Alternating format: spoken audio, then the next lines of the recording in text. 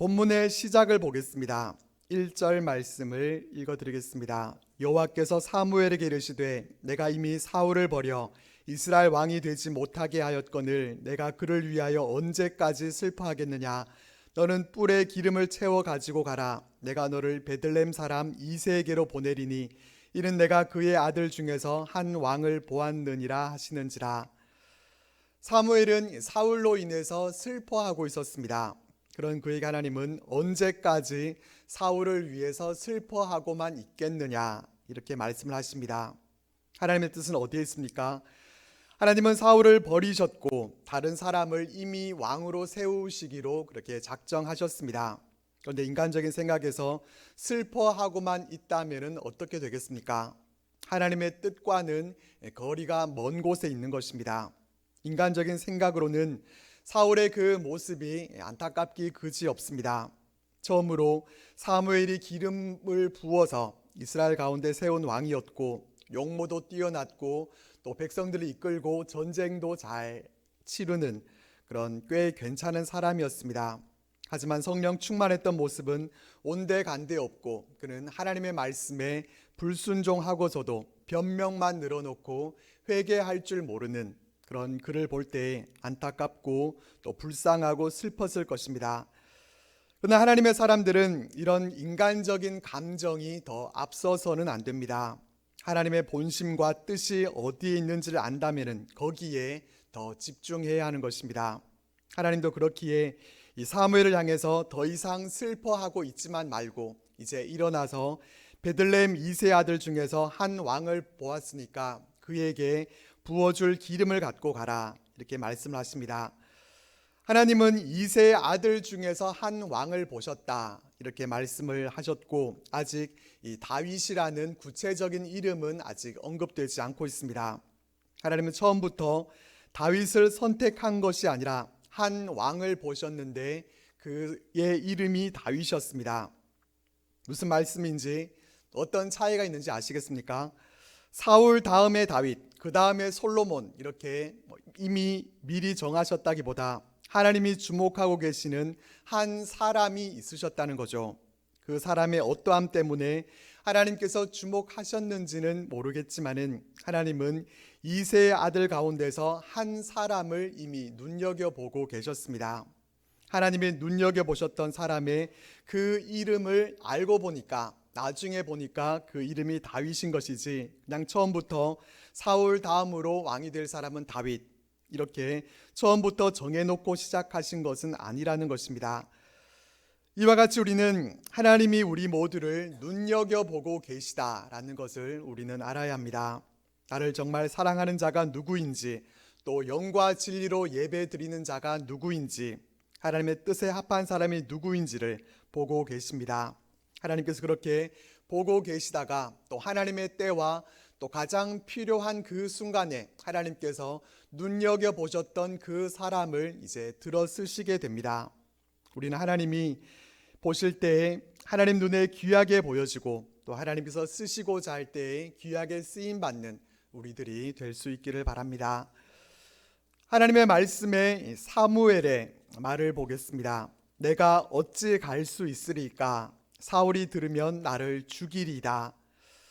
사무엘을 좀 보십시오. 이 사무엘이 어떤 태도를 보이고 있는가 하면은 하나님이 말씀하시면 그대로 순종하는 그런 사람인 줄 알았는데 사무엘이 하나님께 한 말씀을 보탭니다.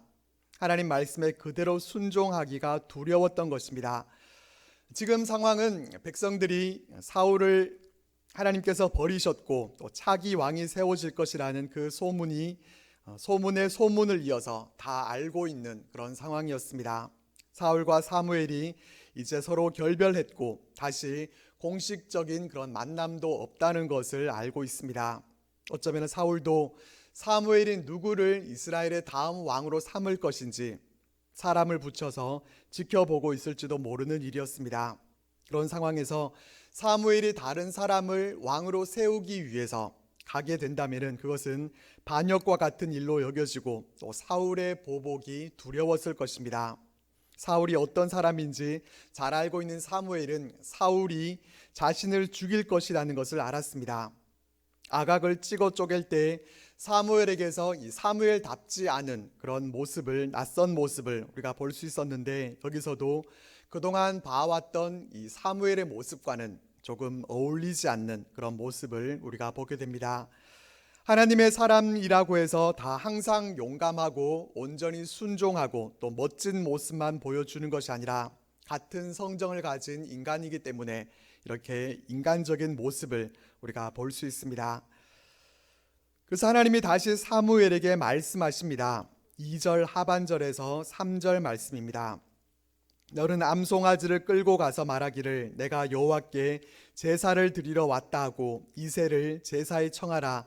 내가 내게 행할 일을 가르치리니 내가 내게 알게 하는 자에게 나를 위하여 기름을 부을지니라.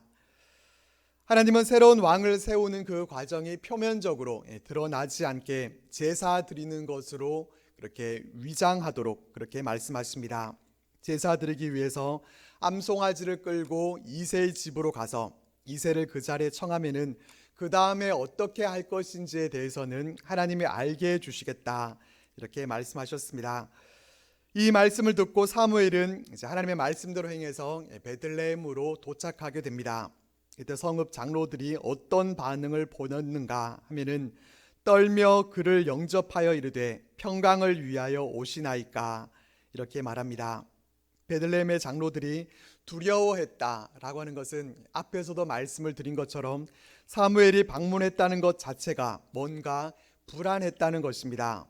그만큼 사울은 백성들에게 두려운 존재였던 것입니다.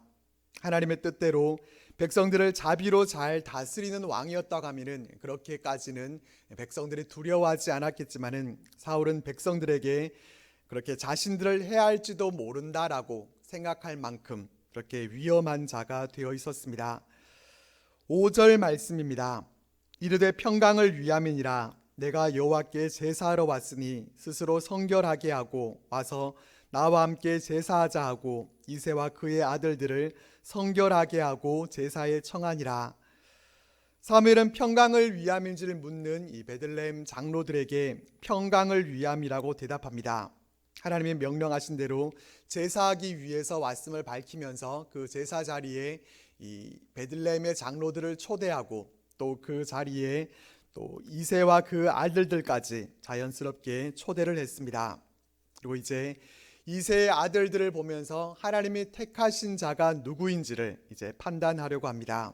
이새의 맏아들 엘리압을 보고 사무엘은 마음에 뭐라고 하는가 하면은 여호와의 기름 부으실 자가 과연 주님 앞에 있도다, 이렇게 생각합니다. 그러니까 엘리압을 딱 보는 순간 과연 하나님이 세우실 사람이 이 사람이구나라는 그런 생각이 들었다는 것입니다. 그러나 하나님의 생각은 달랐습니다. 7절 말씀을 보겠습니다. 유명한 말씀입니다. 여호와께서 사무엘에게 이르시되 그의 용모와 키를 보지 말라. 내가 이미 그를 버렸노라. 내가 보는 것은 사람과 같지 아니하니 사람은 외모를 보거니와 나 여호와는 중심을 보느니라 하시더라. 사무엘이 엘리압을 보고 판단했던 것은 그의 용모와 키를 본 것이었습니다. 이렇게 말씀한 것을 보면은 엘리압의 그 용모와 키가 사울과 비슷했던 것 같습니다. 남자답고 또 키도 컸던 것 같습니다.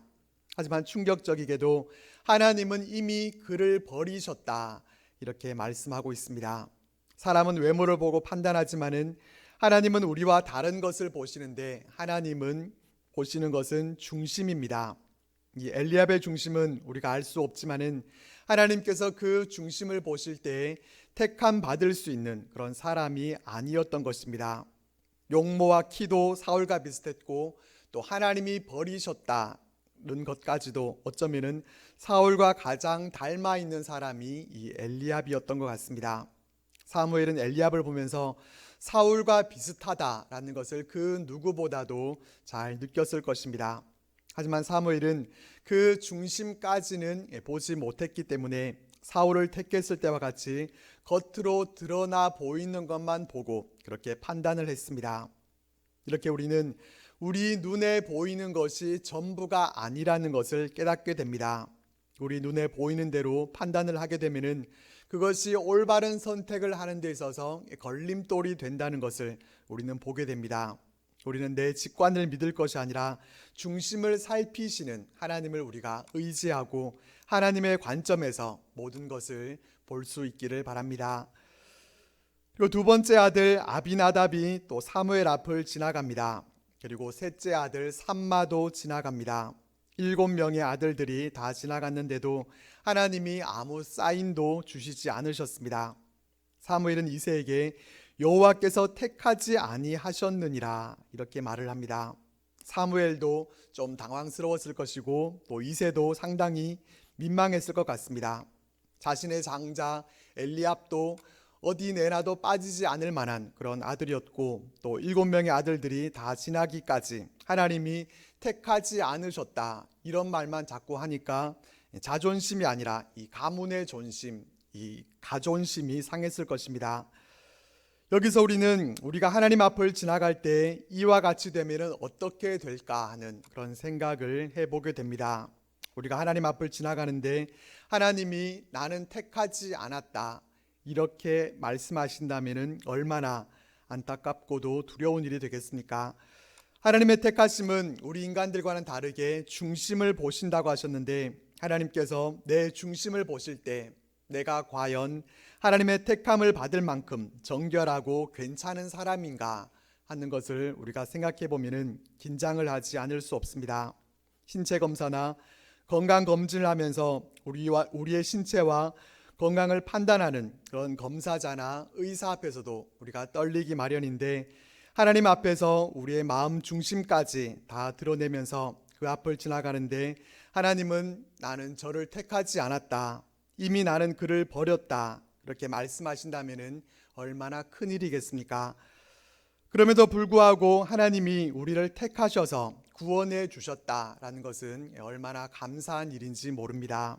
우리의 어떠함 때문이 아니라 예수님을 보시고 예수님의 공로로 우리를 구원해 주셨음을 우리가 기억하고 오직 감사함으로 우리가 살아갈 수 있기를 바랍니다. 하나님은 분명 이 이새의 아들 중에 이스라엘 왕으로 세울 자가 있다 그렇게 말씀을 하셨는데 아들 7이 그렇게 다 지나가게 했는데도 그들 중에 없었습니다. 그래서 사무엘은 이새에게 내 아들들이 다 여기 있는지를 물어봅니다. 이새 대답은 아직 막내가 남았는데 그는 양을 지키나이다 이렇게 대답합니다. 여기서 볼 수 있는 것은 무엇입니까?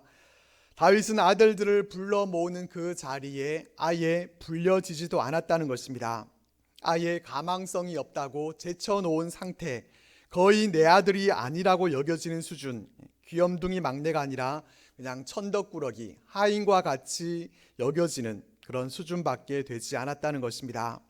다윗은 초대도 받지 못하고 그저 양을 지키고 있었습니다. 어떤 이는 다윗이 그렇게 양을 지키면서 성실했기 때문에 그 성실함으로 그가 왕이 될 수 있었다 그렇게 비약적으로 얘기하기도 하지만은 다윗은 어쨌든 누군가는 해야 하는 일, 그 일을 묵묵히 감당하고 있었습니다. 사무엘은 이 다윗을 불러오게 했습니다. 그냥 데려오라 이렇게만 하지 않고 말을 덧붙입니다. 그가 여기 오기까지는 우리가 식사 자리에 앉지 아니하겠노라. 뭔가 이 결연한 태도를 보여줍니다. 그렇게까지 얘기를 하지 않으면은 다윗을 안 데려올 수도 있겠다 그렇게 싶었는지 안 데리고 오고는 안 되도록 그렇게 얘기를 했습니다. 그래서 이제 다윗을 불러오게 됩니다. 앞에 있는 형들은 아마도 그렇게 불려갔을 때 옷도 제일 좋은 걸로 입고 최대한 꾸밀 수 있는 대로 그렇게 해서 갔을 것입니다. 반면에 양을 치다가 갑자기 불려온 이 다윗은 어떻겠습니까? 일단은 냄새가 좀 났을 것 같습니다. 양들과 같이 있다가 왔으니까 냄새도 나고 옷도 아주 후줄그레한 그런 복장 그 이상이었을 것입니다. 양을 치는데 좋은 옷을 입고 있었을 리가 없습니다. 그러니 외모로 놓고 보면 어떻겠습니까? 겉모습을 보고 평가한다고 하면은 낙제점을 받기에 안성맞춤이었습니다. 근데 이세 막내 아들의 이 용모가 어떠했는가, 어떻게 소개되고 있는가 하면은 빛이 붉고 눈이 빼어나고 얼굴이 아름답더라 이렇게 말씀하고 있습니다. 이 표현은 다윗이 요즘 TV에 나오는 그런 남자 아이돌 가수처럼 예쁘장하게 생겼다라는 그런 뜻이 아닙니다. 양을 치다가 갑자기 불려온 그의 외모는 분명히 엉망이었음에 틀림이 없었지만은 그의 외모가 그랬다는 것이 아니라 하나님께서 보신 그의 내적인 모습, 그의 안에 있는 모습이 겉으로 그렇게 나타나 보였다는 것입니다. 용모를 보고 판단하는 인간의 눈에는 분명히 탈락이었지만은 이 다윗은 내면의 아름다움을 갖고 있었고 또 중심을 보시는 하나님이 보실 때 준수하고 또 빼어났다는 것입니다. 이세 막내 아들을 보고서 하나님은 사무엘에게 말씀하셨습니다. 이가 그니 일어나 기름을 부으라. 이가 그니 하나님이 눈여겨보셨던 한 왕이 바로 이새의 막내 아들이었습니다. 여기까지도 다윗의 이름이 등장하지 않습니다. 이 다윗의 이름은 13절에 가서 이제 처음으로 등장합니다. 사무엘이 기름 뿔병을 가져다가 그의 형제 중에서 그에게 부었더니 이날 이후로 다윗이 여호와의 영에게 크게 감동되니라. 사무엘이 떠나서 라마로 가니라. 잠깐 물 좀 마시고 하겠습니다.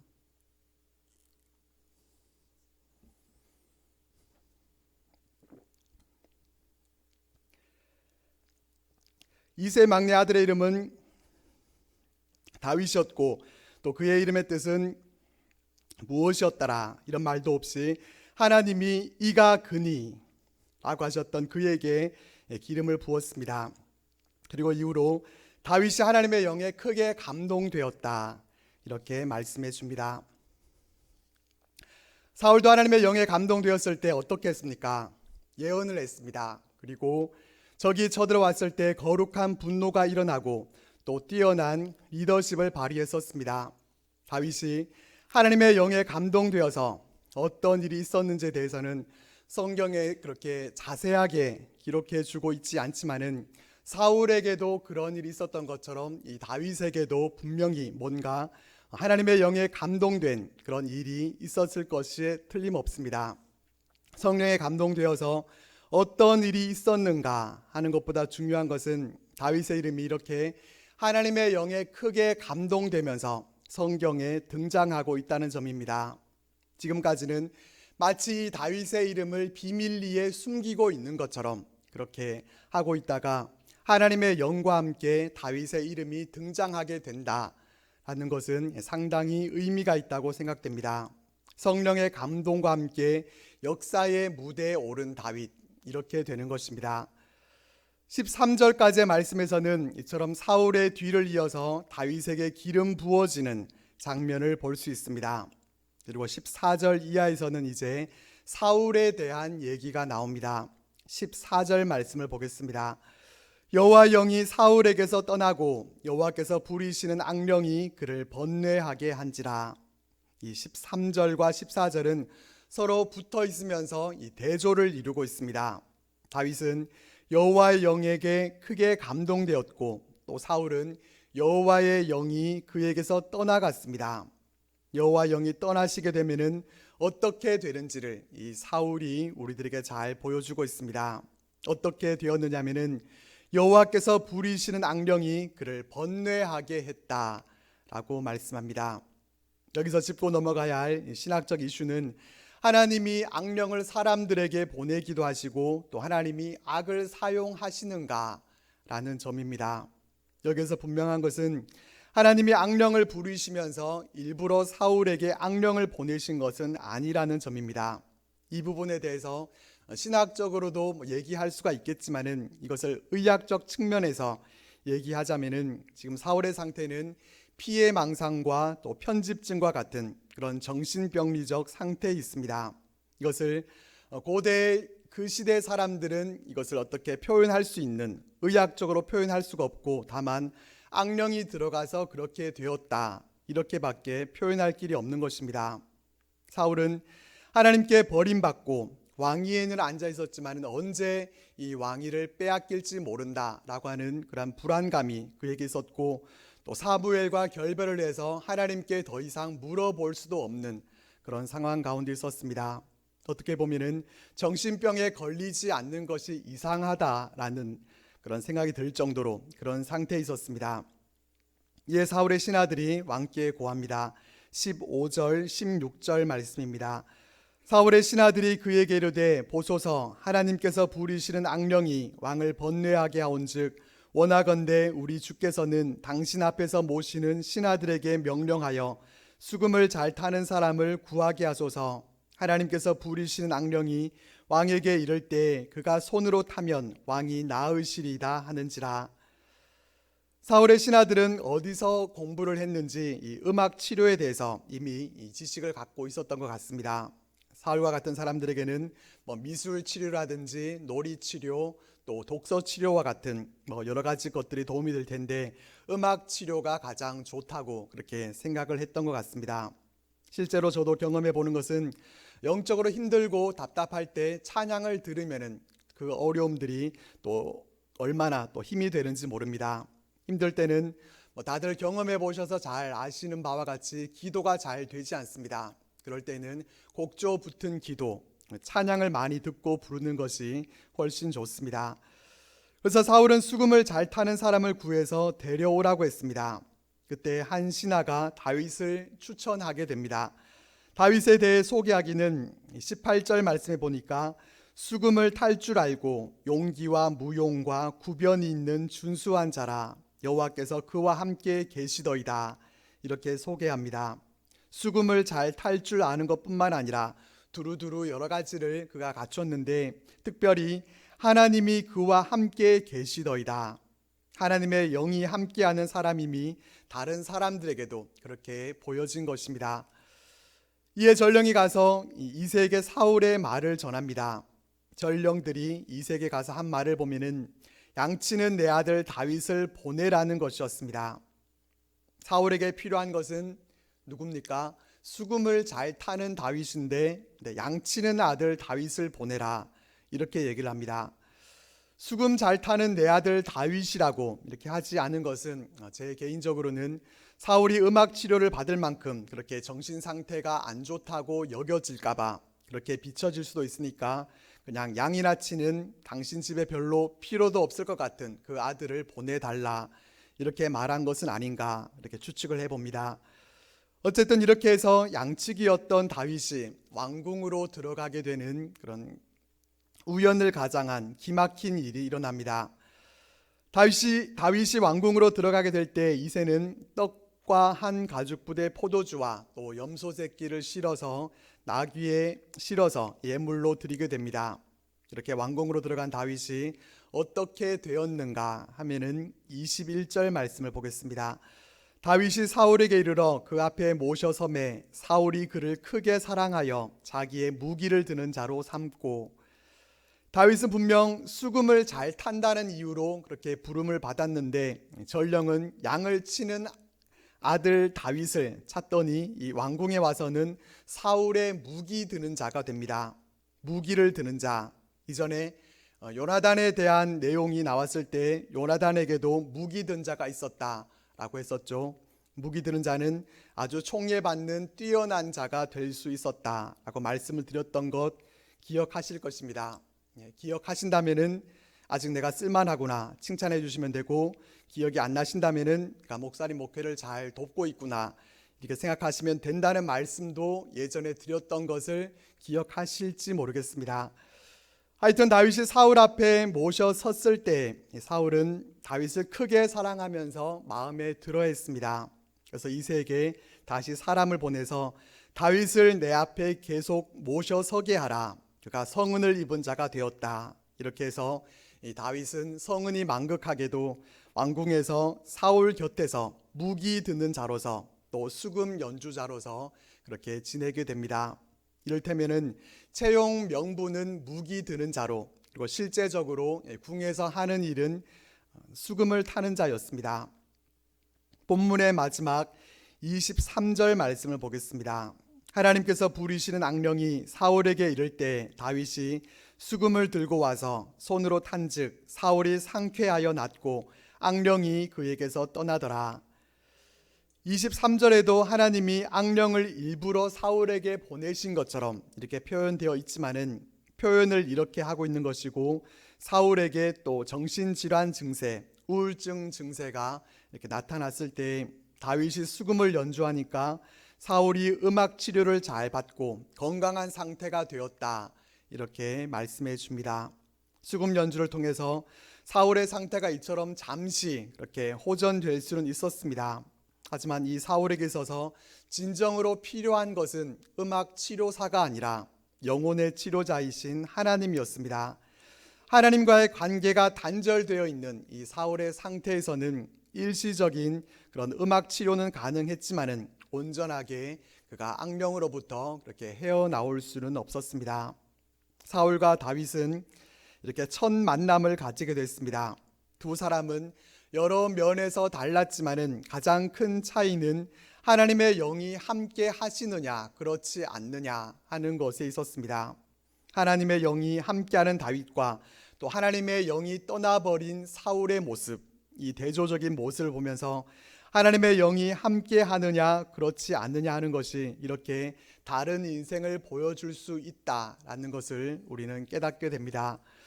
하나님의 영에 감동된 다윗이 어떻게 되었는지, 사울처럼 예언을 했는지, 어떻게 되었는지 성경에 직접적인 언급은 없지만은 찾아내 본다면은 다윗은 신하들로부터 수금을 탈 줄 알고 용기 있고 말도 잘하고 하나님이 함께 하시는 사람으로 그렇게 인정받았다라는 것을 볼 수 있습니다. 다윗이 하나님의 영에 감동됨 없이 그냥 들판에서 양이나 치고 있었다면 누가 알아줬겠습니까? 만나는 사람이 가족들과 또 양들밖에 없는데 누가 알아주겠습니까? 다윗은 아무도 알아주지 않는 그런 양이나 치고 있었지만은 양을 돌보면서 수금으로 연주도 하고 또 용기와 무용이 있는 자라는 것이 사람들의 입에 입을 거쳐서 소문이 날 정도였다라는 것은 이것은 분명히 다윗이 잘나서가 아니라 성령에 감동되었기 때문에 가능한 일이었습니다. 그리고 하나님의 영에 감동된 다윗은 이렇게 특별한 성령의 인도함을 받았던 것을 볼 수 있습니다. 이세 집에서는 아무도 인정받지 못하고 그렇게 천덕꾸러기 신세에 양치기에 불과했었는데 성령 하나님이 그를 인도해 주셔서 왕궁에 들어갈 수 있게 해주셨습니다. 성령의 인도하심이 없었다고 하면은 어떻게 왕궁에 들어갈 수가 있었겠습니까? 떡과 포도주와 염소 새끼 예물이 아니라 황금덩이 뇌물을 준다고 해도 왕궁에 들어가기가 결코 쉬운 일이 아니었을 것입니다. 성령 하나님은 많은 뇌물을 주고도 들어가기가 어려운 이 왕궁으로 이 다윗을 인도해 주셨고 또 왕궁에서도 구석에 쭈그리고 앉아서 인정도 못 받는 그런 자가 아니라 사울에게 사랑받고 또 인정받아서 사울의 무기 드는 자로 임명을 받게 되고 또 사울의 곁에서 수금을 타면서 왕을 가까이에서 모시게 됐습니다. 왕궁에 있어도 왕의 얼굴 한번 보지도 못하는 그런 사람들이 얼마나 많겠습니까? 그러나 다윗은 왕의 곁에서 자신이 잘하는 그 수금 연주로 왕을 치료해 주는 자가 되도록 성령 하나님이 이끌어 주셨습니다. 인간적인 눈으로 본다면은 그저 우연히 한 신하의 추천으로 다윗이 이렇게 된 것처럼 보일 수 있겠지만은 우연처럼 보이는 이 모든 일에도 성령 하나님이 개입하셔서 다윗의 삶을 이렇게 인도해 주시는 것을 볼 수가 있습니다. 우리도 이렇게 성령 하나님의 인도함을 받는 그런 우리들의 삶이 될 수 있기를 바랍니다.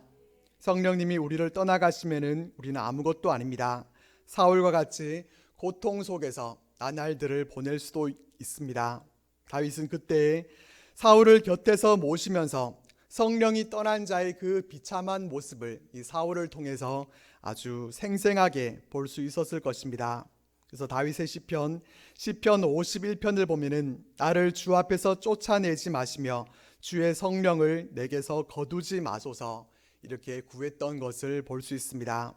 그렇게 우리도 주의 성령을 우리에게서 거두지 않으시도록 우리 안에 항상 성령 충만케 되기를 우리가 구함으로 성령이 늘 함께 하셔서 이 다윗과 같이 우리가 하나님이 함께 하시는 자로 사람들로부터 인정함을 받고 또 성령 하나님의 인도하심을 우리 삶 속에서 날마다 경험하면서 살아가는 우리들 모두가 되시기를 바랍니다.